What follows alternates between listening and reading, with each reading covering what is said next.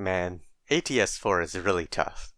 I'm having a real hard time beating it with 5-star male knights. I can't stall the boss, and I'm having a hard time bursting him down fast enough.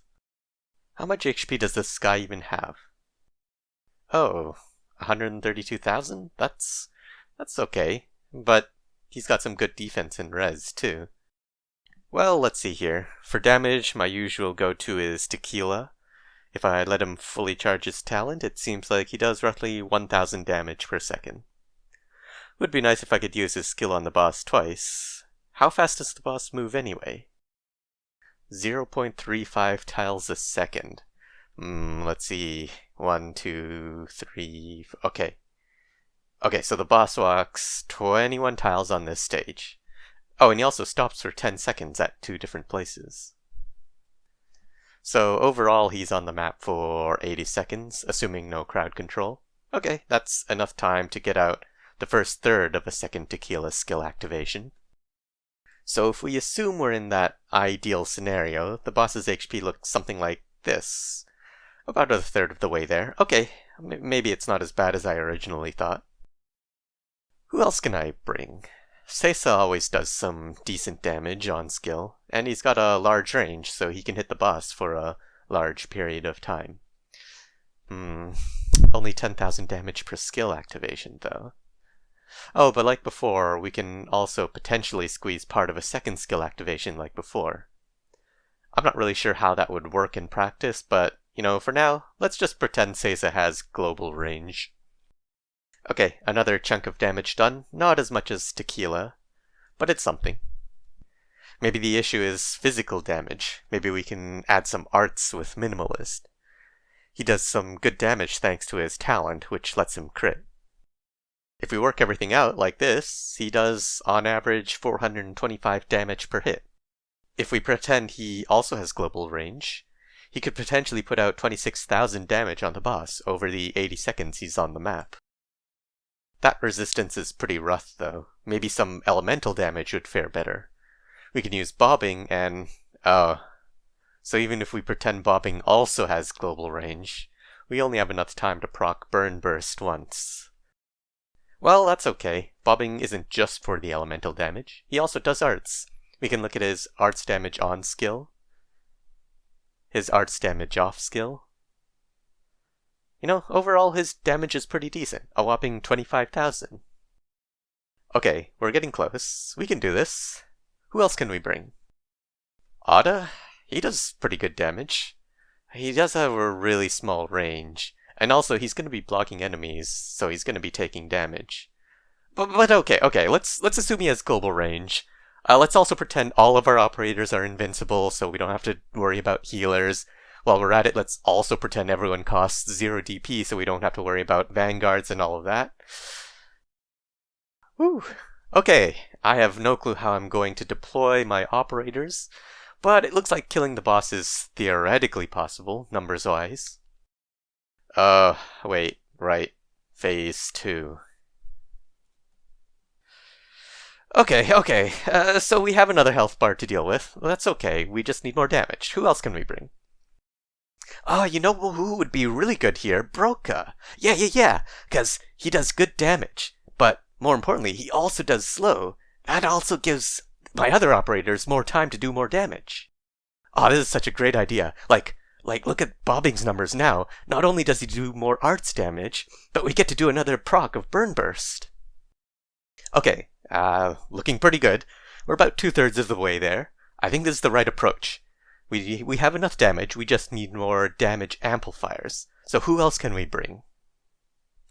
Wait, what? No, wait, no, hang on, no, this isn't over yet. The deployment limit is 6, sure, but we haven't talked about the event mechanic yet. If we trigger Luxac mode, we can deploy more operators. Okay, so let's pretend that we can instantly trigger Luxac mode, and, let's also pretend that our luck is super awesome and we managed to somehow keep that combo going infinitely. So now we can bring in Austa. He can bind the boss. And, we're gonna pretend he also has global range. And he also does an arts bleed. And it's not much damage, but, it's still something. It's more damage. And since we're pretending we're going to be super lucky and keeping that luck sack going indefinitely, let's pretend we can also bring out Leonhardt for his resistance shred. His skill takes 10 seconds to charge and reduces resistances for 6 seconds. But just to make the calculations easier, let's just pretend the resistance shred lasts 10 seconds, so we've got infinite resistance shred. And hey, you know what? While we're at it, if we're going to assume we're going to be lucky and we're going to be grinding for RNG, let's pretend we're super lucky with minimalist crits as well, and bump his crit percentage up to 50%. Okay, so with all that, the amount of damage we do is... seriously?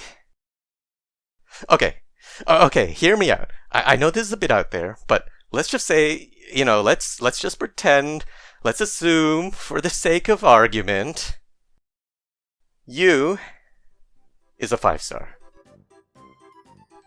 Is that cheating? No, it isn't. Okay, all joking aside, once I realized I didn't have enough DPS to kill this boss, I started experimenting with the boss's dash mechanic to see if there's a way I could dunk him into a hole. Like all those AT-S-4 videos out there. Unfortunately, my conclusion is that, aside from the very specific scenario in AT-S-4, which I will go over, the only way to really mess with the boss's dash is with operators that can move the boss, like you, Trigodius Cat, and possibly Shu, though I haven't tested that. So, let's start with how I think the boss's dash works, and then some examples. And I think this goes without saying, but this is all purely speculative. This is all just guessing based on experimentation and some basic computer knowledge. It's going to be a little hard to explain some of this with just words, so I'm going to use this unused corner of the map for some diagrams. That's right, I've blown the budget to add picture-in-picture functionality. More precisely, I've blown the art budget. Okay. So, as the boss moves along his path, he has a stored direction of travel. And the moment the boss gets blocked, he stops and searches for where his next checkpoint is. A checkpoint being a predefined point on the map where an enemy has to travel to before going on to the next checkpoint, or the blue box. To support this dash skill, Hypergriff puts a lot more checkpoints into this boss's path than usual.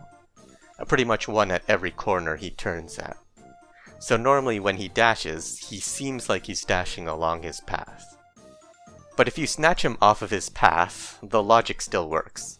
So if you pull the boss north in this example, the boss will try to dash southeast towards his next checkpoint. You can see in this example that I let the boss pass the checkpoint next to you, and then yoink him to where you is.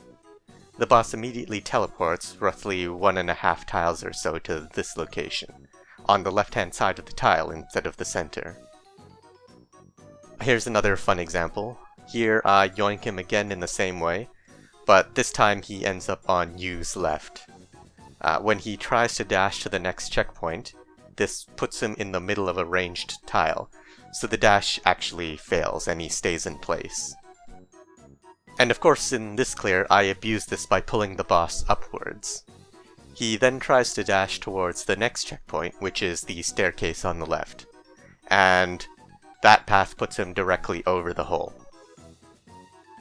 The other thing worth noting is that the blue box does not count as a checkpoint. So once the boss clears the last checkpoint, his movement direction won't get overridden, and instead he'll just dash in the direction of travel, like this. Here's a video of that in action.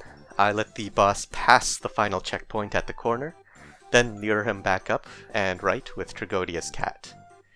Afterwards he travels down, gets blocked, and then dashes downwards into the hole.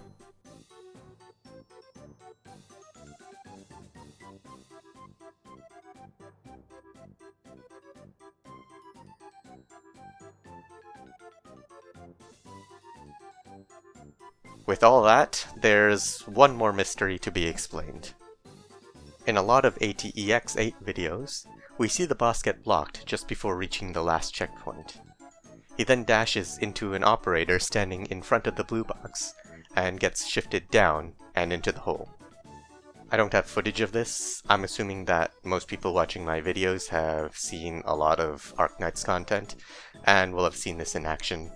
I don't have the patience to try doing it. As for what's actually happening, I think that as the boss is dashing, he continuously checks to see if he passes a checkpoint. And if he does, he then recalculates the direction he should travel next, and continues his dash.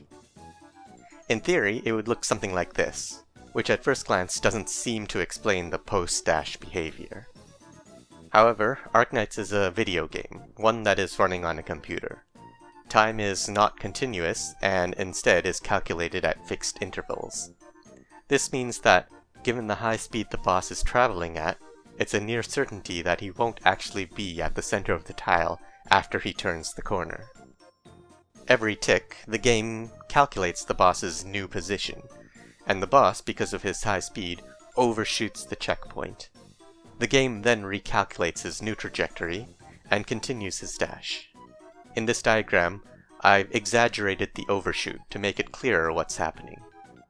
Once the boss completes his dash, and assuming you got the timing pixel perfect, the boss finds himself pushed away from the operator, as per the rules of blocking in Arknights. Since the boss is off-center, he ends up getting pushed in the direction he originally shot the checkpoint by. This is definitely the part of the theory I'm most dubious about, but in all the time I spent testing this, the boss always got shifted within the 180-degree cone he was originally traveling in. Here's a couple examples.